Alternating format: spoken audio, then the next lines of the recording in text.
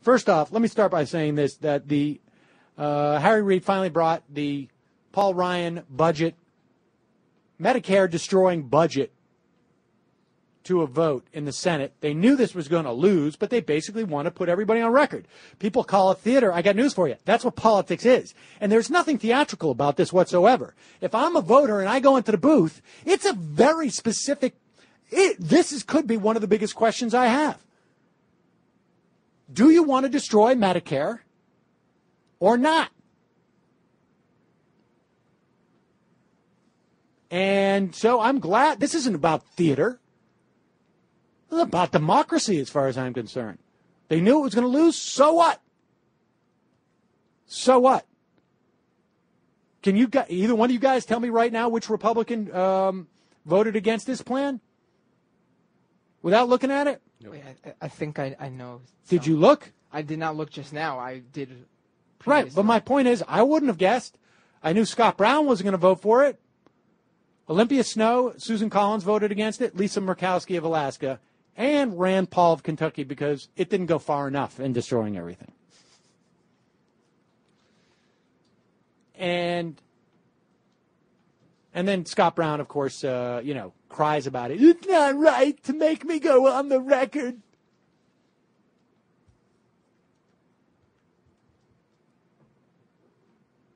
And let me make something clear here. All right. I mentioned to you the other day that, and I think I did mention on the member show, that after I did Radigan the other day, hosted by Matt Miller, he stopped me and he said, hey, I heard you took issue with a piece I wrote on Social Security, which was from February. So apparently he heard about it, which I quite enjoyed. And he's like, I'd like to talk to you about it. I said, you come on my show, that'd be great. So he said, yeah, give me your email. So I gave my email through the producer. And he put me on a mailing list. So I got his latest article. And now I don't know which one to have him on for. I got to read this thing again carefully, but he's saying, wait, Paul Ryan has a point. And I'm not sure exactly, frankly, what he thinks that point is by the piece. But he ends up by saying, far-sighted Democrats shouldn't trash the idea of seeking serious savings from Medicare. There's nobody who's not talking about seeking savings from Medicare. I have 2 articles that were printed today about how you can seek savings from Medicare. I got 2 words for you, death panels. Death panels. Death panels. There was a measure in the Affordable Care Act, and then there was an attempt to do it through regulation, to create a cost-effectiveness board. And it was completely demagogued and destroyed by the Republicans. There are plenty of proposals in which you can save money in Medicare. But that savings in Medicare, understand, Medicare runs exactly as efficiently as possible. The savings don't come from Medicare. The savings don't come from the implementation of a government-sponsored health insurance program, which is what Medicare is. The savings come from dealing with the delivery of medicine. And how do you impact the delivery of medicine? Well, if you have an advisory board that looks at the cost effectiveness of each medical measure that is taken, and they can say, we will reimburse at this rate because we have done studies and shown that this is ineffective. That the only reason why the doctor is giving you a full body MRI in this instance is because he owns the MRI machine. This has been shown by that Atul Gawande piece in the New Yorker when he compared 2 towns in Texas. Everything was controlled. Same type of population. Same health outcomes. One paid 30% more in healthcare costs via Medicare than the other. And the reason is because there were more doctors in that town who owned MRI machines or other machines that they get fee-based medical care they give. And so that's not Paul Ryan's point. And Matt Miller outlines it. Paul Ryan's plan to reduce Medicare costs is to make not a board of 12 or 20 experts at determining cost effectiveness, getting studies, looking at the statistics, and finding out which medical procedure is effective and which is not, which is a waste of time, which is not, which is a doctor basically, I've got a hammer, so everything's a nail. No, Paul Ryan's plan is give seniors 1/3 the amount that they need to pay for their health care. Let them choose. Because we know that everyone who hits the age of 65 knows exactly what's best for them from a doctor's care. Right? It's absurd. The issue isn't whether or not we need to lessen the cost of health care. There's no liberal who disagrees with that premise. The issue is how we go about it.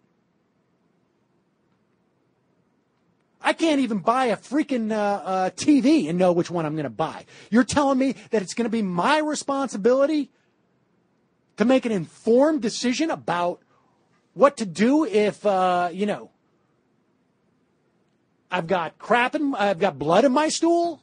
Excuse me? I got a cramp in my stomach. I don't know what it is. This is absurd. I think, and I'll have Matt on to talk about his Social Security thing. I don't know if this is just like he writes this stuff because he's contrarian or, maybe it sells. Maybe it's more of a business decision on his part. I don't know. But this is absurd. Paul Ryan's point is not that, hey, I've found a clever way of reducing the cost of Medicare. Paul Ryan's point is there shouldn't be Medicare. Because if there was any intellectual honesty about how to cut costs for Medicare, it would be the same argument as to how to cut costs in for private insurance, which is we need to restructure the way healthcare is delivered. And we don't have the apparatus to do that in the private sector. We do have the apparatus to do it in Medicare. And that is to have a cost effectiveness board that really looks at this stuff. But then you're going to hear the entire Republican Party take their talking points from Sarah Palin on Facebook. Right here, Ezra Klein.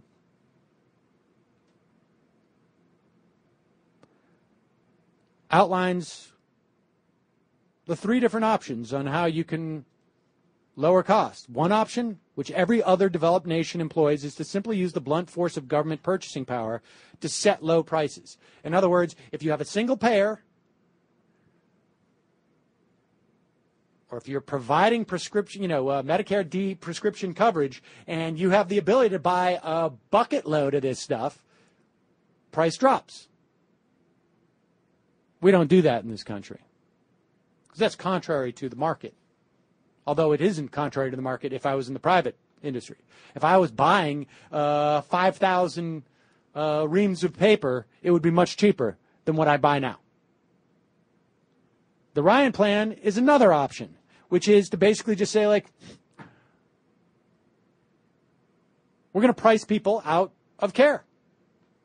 Just not going to give them enough money to buy a lot of health insurance, health care, and so maybe the price will come down. They'll die or live in pain.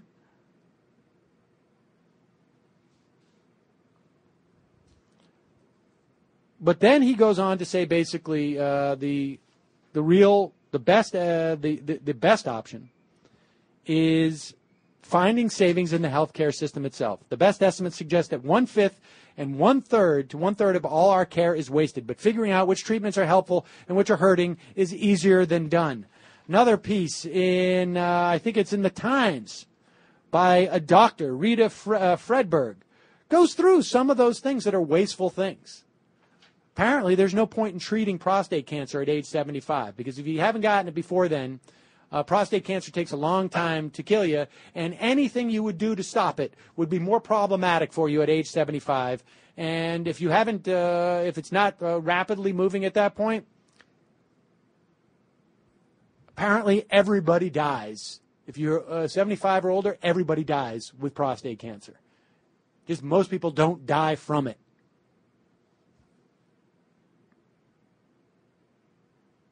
And so, yes, she concludes, we need a task force recommendation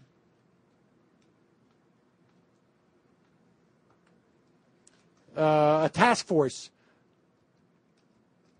that suggests which things should be reimbursed and which not.